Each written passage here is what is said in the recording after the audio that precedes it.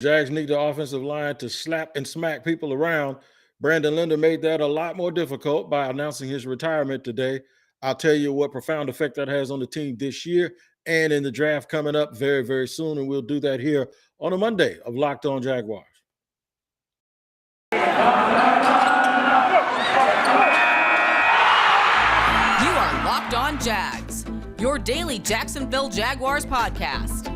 Part of the Locked On Podcast Network, your team every day.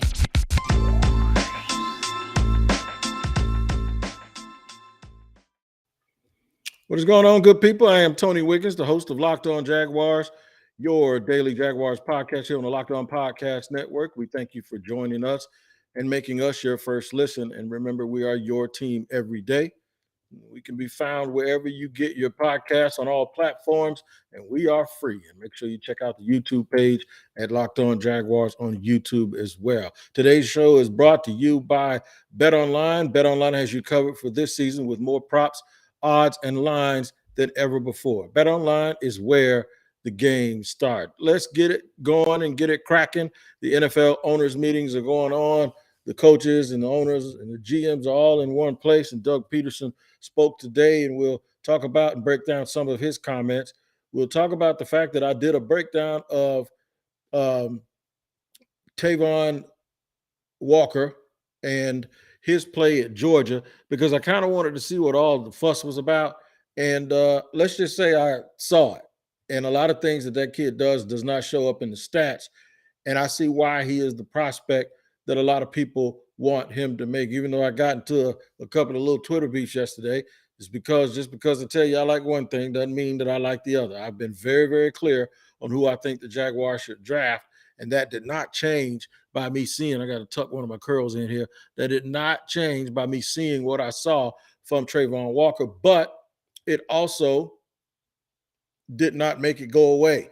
And I'm going to give you an honest assessment of what it is that I like about him and his tape and what the scouts may see and like him. I also reached out to a couple of people yesterday to sort of confirm what I was looking at was what I was looking at. And they said, yeah, nope, you're spot on. And then they gave me his assessment. So that's for all the people that think that I just sit here like I'm a trained NFL scout and do this. That's not what I do. But I've been right enough in the past. I don't got to explain myself, so I'm not going to start doing it now. But in any event, Brandon Linder, the news of the day, longtime center, played guard at first, played center for the last 5 years with the Jaguars to a Pro Bowl level, retired, announced his retirement. Did not come as a total surprise or shock to a lot of folks because we kind of been hearing rumblings that it might happen. You know, he's battled some injuries, and, you know, it's just hard for guys to continue to get up and keep playing at a high level when your body starts breaking down on you. So has had a good career, probably won't be one of those guys that go into the Ring of Honor, but achieved a lot and had a very, very good career. It's just unfortunate that he was only really on one team that was any good here. So kudos to him and thanks for his career. He says he's going to stay here on the First Coast in Duval in his house and his boat and stay right here in Jacksonville and make Jacksonville his home. So good for him that he was able to do things on his own terms. What does it mean for the offensive line? Well, it means that you understand why they re-signed Tyler Shatley for the 17th straight season. And I say that with a joke because Tyler Shatley seems like he's going to get a contract. I'll be dead by the time Tyler Shatley stops signing 1- and 2-year deals with the Jaguars. Hopefully not, but you know what I mean. So he's another guy that they love for depth. They also kept Will Richardson. I think they're probably going to be in a market for someone too. They did sign Brandon Scherf. He's probably going to play right guard. They franchise tagged, of course, you guys know this, Cam Robinson. Now that franchise tag can be rescinded. So that led people to believe that the Jaguars were probably not going to be in the market for an offensive tackle at the top of the draft. You start paying attention to what they say, and they have not ruled that out. In fact, Doug Pederson has much said that attempting to re-sign Cam or franchise tagging Cam has nothing to do with the draft. You can take that for what it's worth.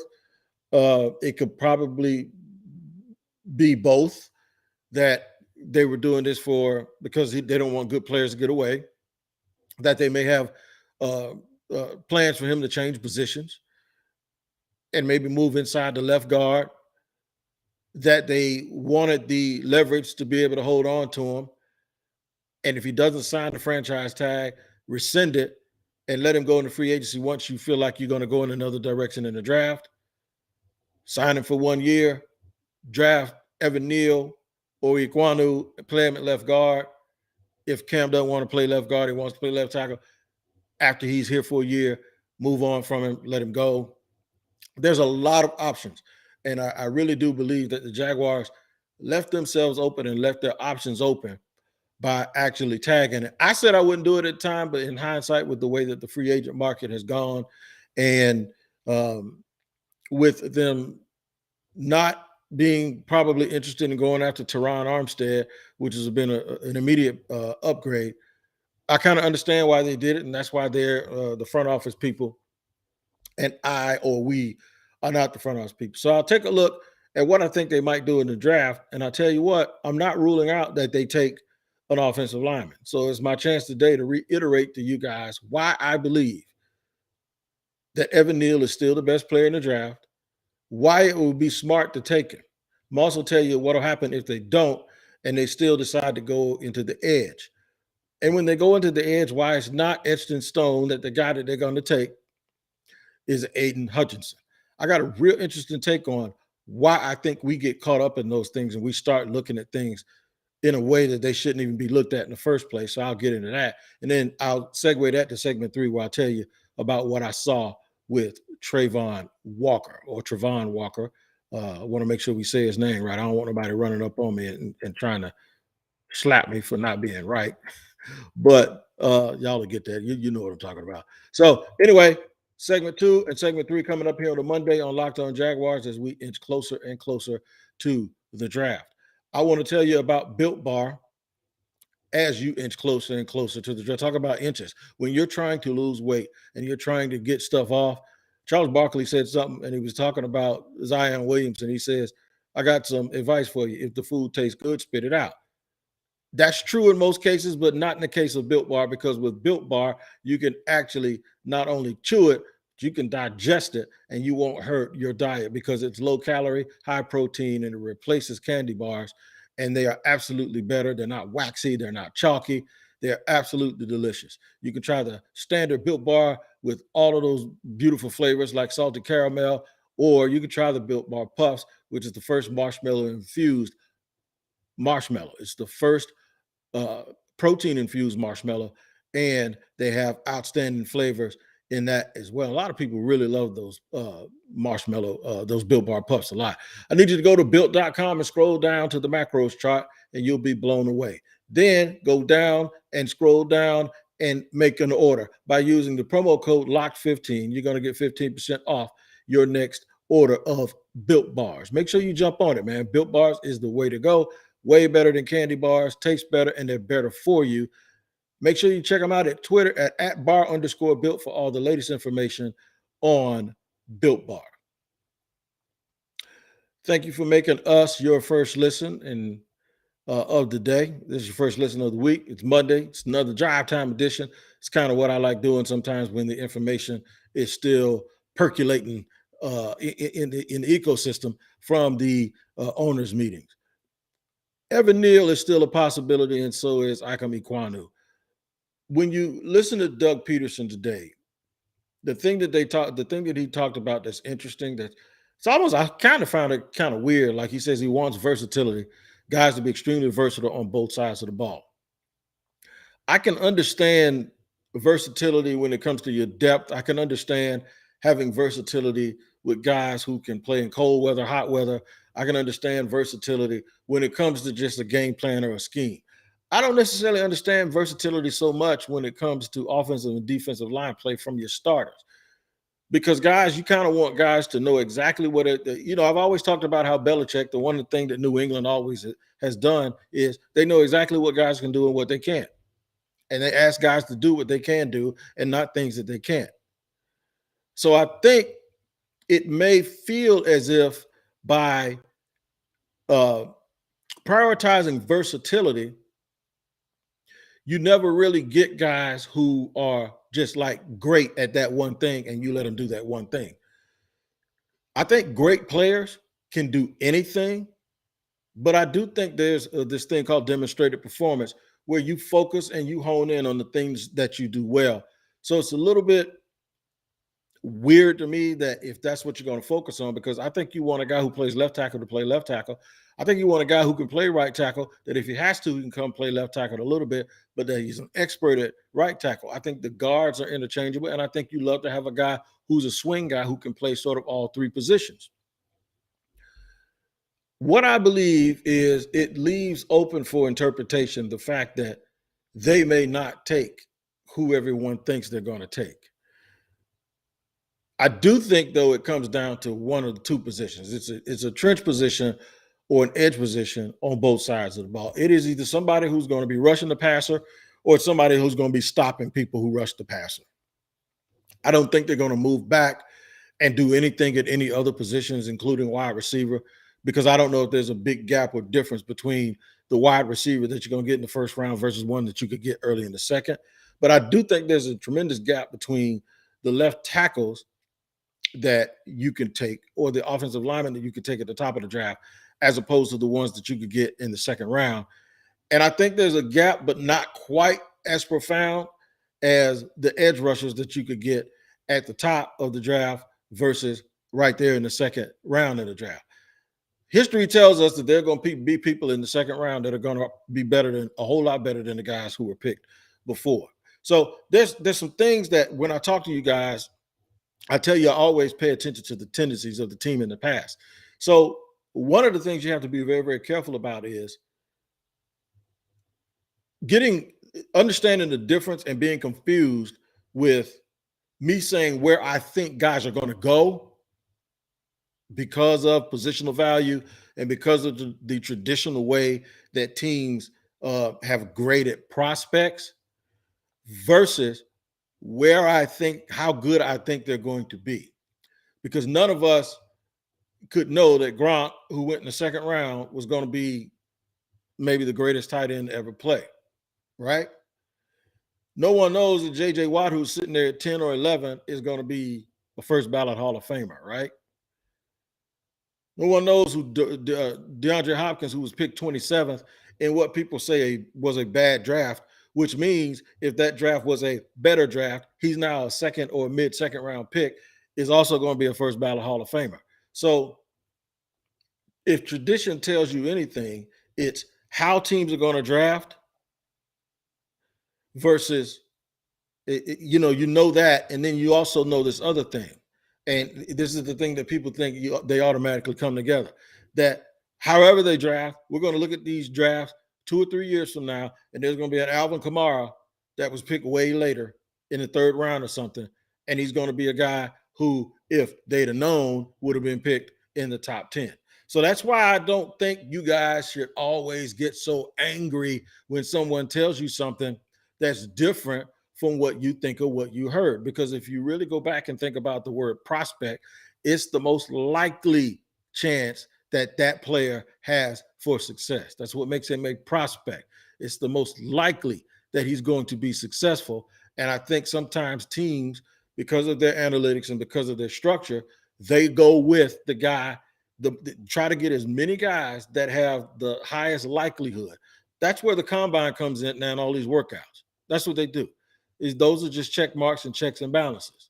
And then they try to envision these dudes playing in the NFL and try to actually determine their projection. So you see, when you see big boards and you see not just names on lists, but you see the description of what that guy's strengths and his weaknesses are, even if you assume that they're 100% right and you don't argue against them, teams are going to draft them based on those strengths, not focusing so much on their weaknesses, unless their weakness is something that you're going to be requiring them to do all the time. Like, for instance, if it was basketball, if a guy can't shoot, you probably don't want him playing for Golden State because they have a premium on guys who can shoot, right? But if a guy can shoot and he's not a great defender, you probably would take him on Golden State because it's like, well, we'll just use him for shooting and use him in spots when we need some points. Football sometimes works the same way and sometimes it doesn't. Then you have to ask yourself, can I teach this guy to be that? So My point is by them wanting versatility, that leaves open that they'll just go and get the best player and let all the other parts figure it out. And we talked about the Cam Robinson stuff. I think there's a little bit of trepidation and closure, if you will, on the defensive edge. So let me tell you what that's all about. I did mention a couple of months back that someone told me that if the draft was that day, that the team would take Aiden Hutchinson. I haven't talked to any, I don't know those people. I haven't talked to anybody that's currently on the team or in the building. So I'm going to make that clear.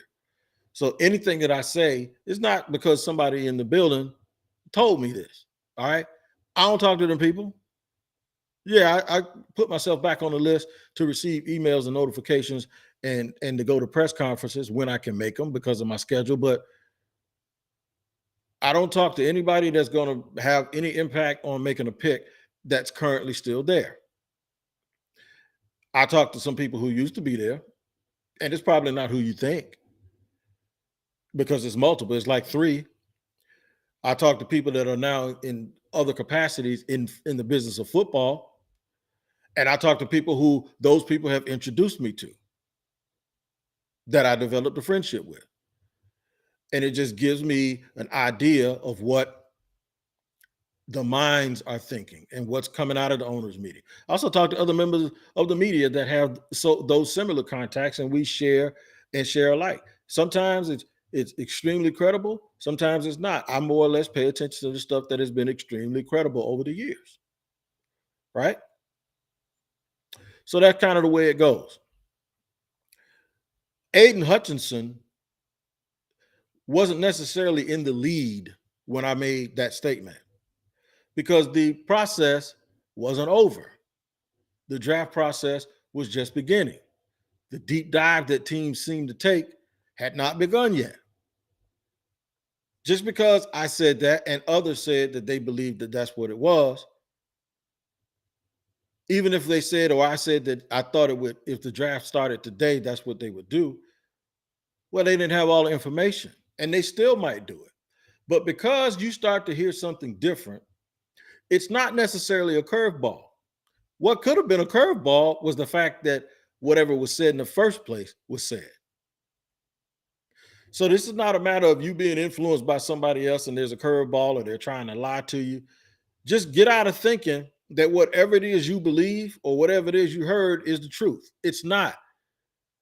Because now, anytime you hear something different, it feels like someone's just trying to dig out of a hole that they already dug for themselves.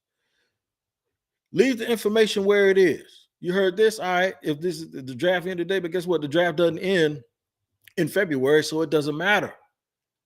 It doesn't matter. There's a process. Okay?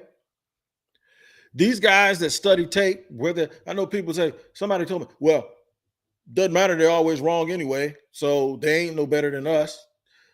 Let me explain something to you. Guys that do this 20 hours a day, 7 days a week, whether you think they're good at it or not, and maybe when you measure them against the other 31 guys that do this for 20 hours a day, 7 days a week, it is not the same as me and you sitting on here for an hour a day going to our favorite draft site.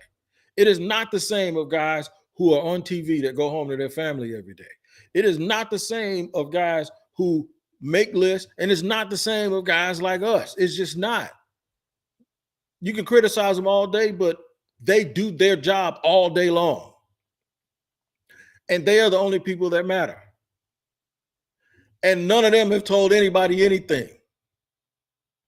None of them. Because if they do, they're going to get fired.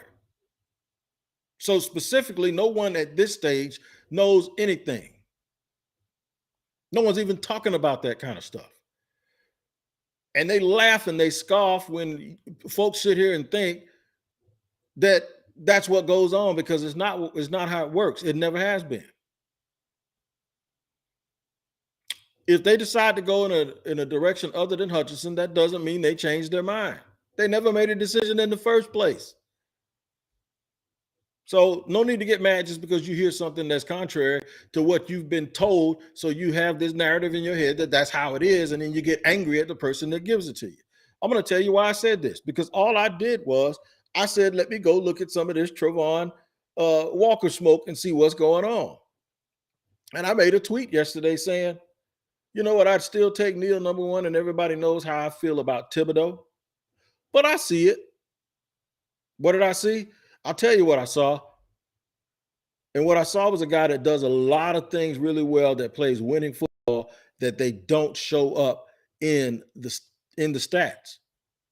And that's probably what the scouts see. So in that process, I went and made some phone calls and said, is this what I think it is? And how's this and how's that? I'm going to explain every single thing about what I watched yesterday. I even talked to somebody this morning that played football, and they said, I get what you're talking about. I'm going to tell you all of that in just a second here on Locked on Jaguars. I have been feeling so much better lately because I'm taking all of these vitamins every single day. All right. You got to listen to me. I started taking athletic greens because my time was low. I didn't have time. I don't like going through a ritual of taking a bunch of vitamins every day, but I knew I needed something. I needed a boost. And boy, oh boy, I got it. I've been on it for 2 weeks and I love it. It doesn't taste like it's super healthy. It has a kind of a mild tropical taste that I actually look forward to each morning. So what is this stuff? With one delicious scoop of athletic greens, you're absorbing 75 high quality vitamins, minerals, whole food source superfoods, probiotics, and adaptogens to help your day start correctly.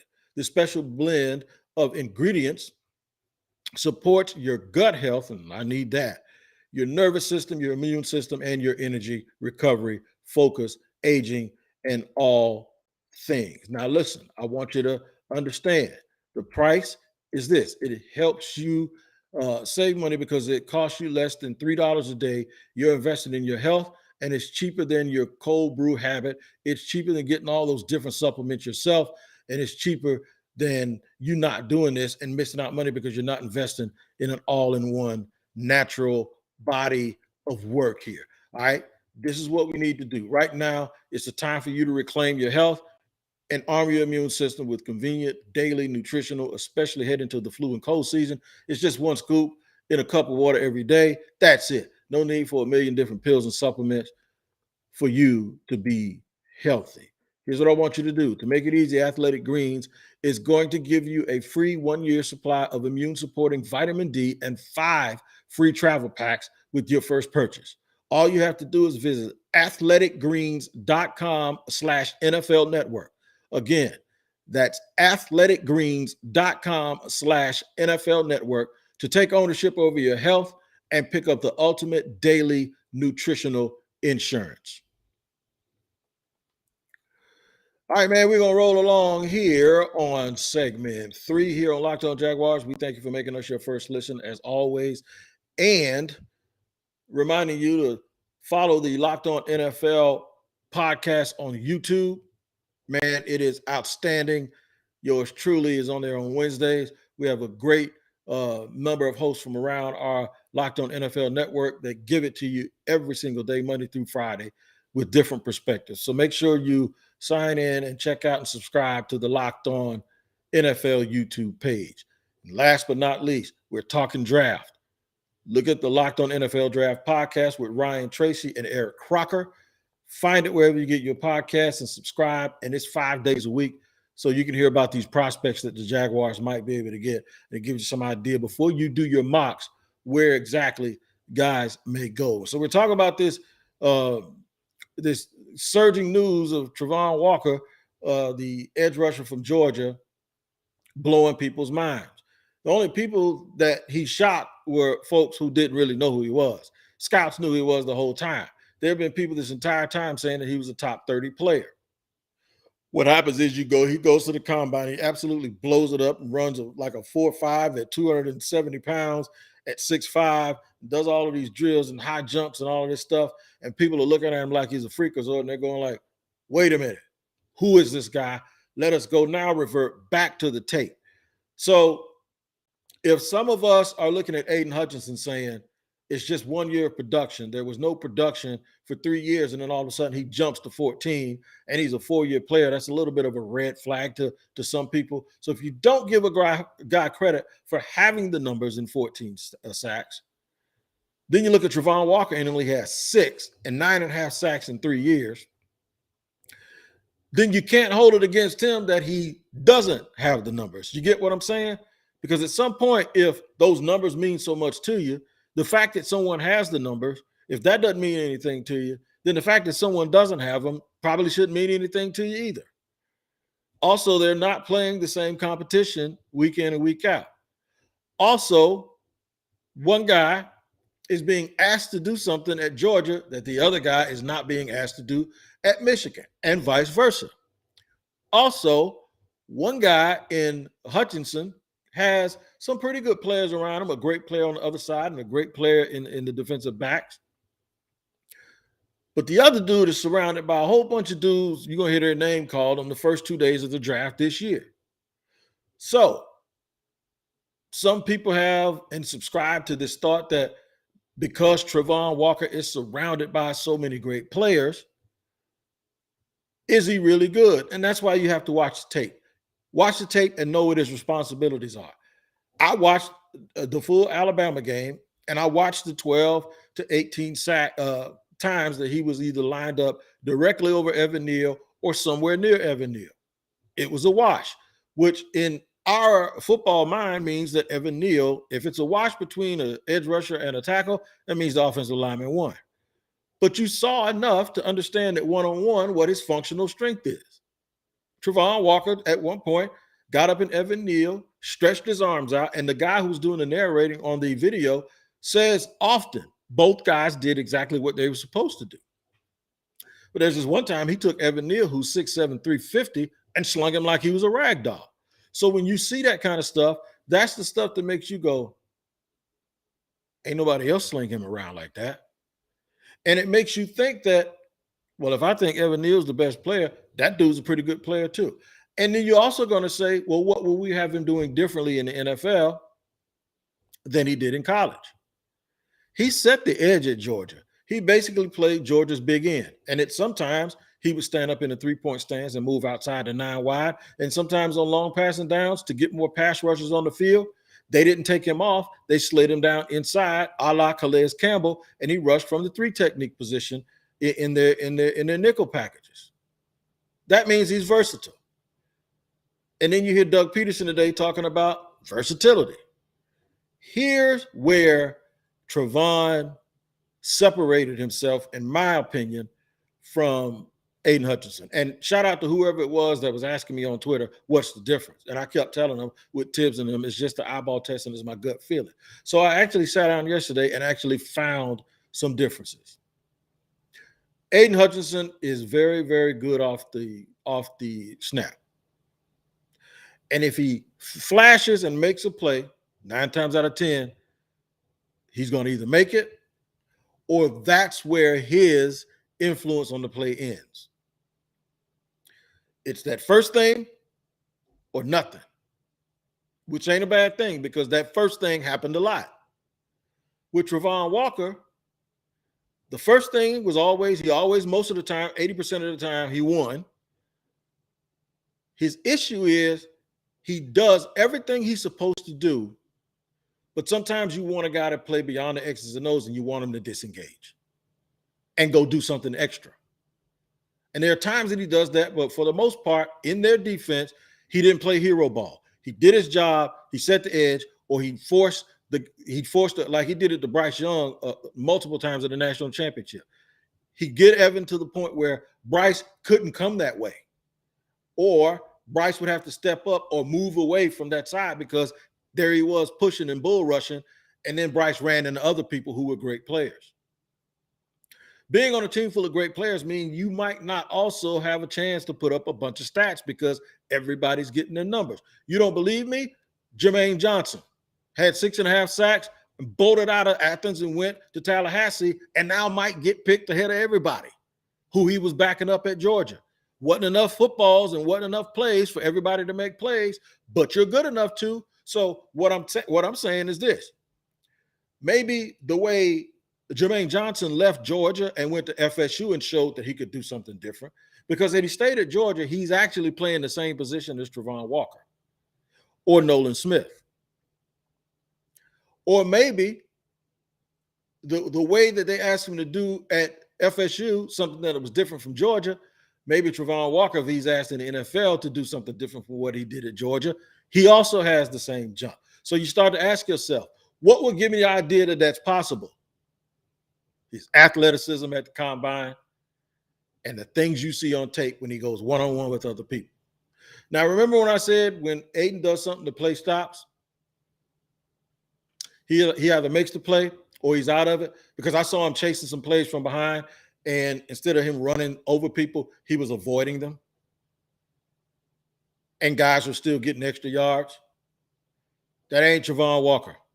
Travon Walker does something, affects the play gets broken, quarterback scrambles, completes a pass in the national championship game to A.G. Hall, and Travon Walker came across the field from the other side of the field and probably stopped a touchdown. And if you watch the game, it was one play here or one play there. Well, it seemed like all Alabama had to do was get in the end zone and stop kicking field goals, and they would have got Georgia. They would have beat them. Those plays matter. And he made about 3 of them in that game that were winning football plays that don't show up in the stats, even if it was him downfield 15 yards chasing somebody making a play. And those are the types of things that coaches go, that's a win. That's a win. That's a winning football play. He keeps doing these winning things. He wins his spot, even if he's not the guy that makes the tackle to get the sack. He gets strip sacks. When he makes contact, if I have one problem with him is sometimes he'll have the guy and the guy will get away from him. But Chris Jones had that same problem where he just has to finish. And that's probably a couple of MMA lessons or something and some work with a guy like Chuck Smith that can get rid of all of that. But make no mistake about it, man. All you got to do is watch what I did. I watched the Michigan State game, and then I watched the Michigan-Georgia game. And then I turned around and I watched the Michigan-Georgia game from the other side when I was watching Walker. And then I watched the Alabama-Georgia game, even the SEC championship when Bama blew them out. And then I turned around and watched the national championship game again. And then I even went and watched a little bit of the Florida-Georgia game, and you'll see exactly what I'm talking about. There are things that he does that does not show up in stats, and NFL guys will go, now, if we had that along with Josh Allen, how good could we be? If the Giants are going, if we had that and Leonard Williams, guy who's just making plays that don't give him stats, but they're just winning plays. And it's not as cut and dry as just having a base guy. That's not what I'm talking about. I'm talking about a freakazoid athlete, a guy who has almost Myles Garrett type measurables, who just played his role and did his job at Georgia. So to explain myself, that's where I came from yesterday. And I'm not still saying I take him. I like Jermaine Johnson a lot. I still love Thibodeau. I think Hutch is going to be all right. I just don't think he's the guy you take number 1. Hopefully I explained that to you and you understand a little bit better now the context. But all I ask you is this. Just do what I did. And I know y'all know football coaches. Find a high school coach or find a guy that played college and ask him, look at these 2 minutes and tell me what you see. And if you come up with the same conclusion, do like me and don't be afraid to just put it out there and say, this is what I saw. I can't lie to you. But no, I do that yesterday, and everyone says that I think I'm this and I think I'm that, and I'm blah, blah, blah, blah, blah, and you need to stop talking to people in the Jaguars. So, yeah, y'all get blocked when you say stuff like that because now you're questioning my character and you're confusing what I'm doing with me having some sort of bias or having some sort of agenda, and that's just not true. And the timeline is going to stay peaceful. I'm just trying to give you information. You guys continue to do the things that you do. I appreciate all the support that I do get from all of you guys here at Locked On Jaguars and following the podcast, whether you like me personally or not. Please continue to do it every day. Take care of each other. We got some more for you coming every single day, man. Happy retirement to Brandon Linder. Thank you from Locked On Jaguars and probably all the fan base for your contributions to the Jacksonville Jaguars and being a class personified and also being a very, very good football player. Until tomorrow, man, it's Tony Wiggins here with Locked On Jaguars. Take care.